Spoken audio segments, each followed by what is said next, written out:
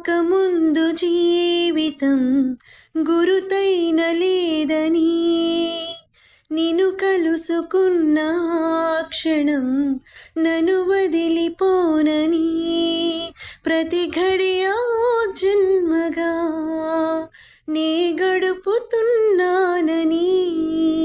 ఈ మహిమ నీదేనని నీకైనా తెలుసా అని నీకు చెప్పాలని ఒకే ఒక మాట మదిలోన దాగుంది మౌనంగా.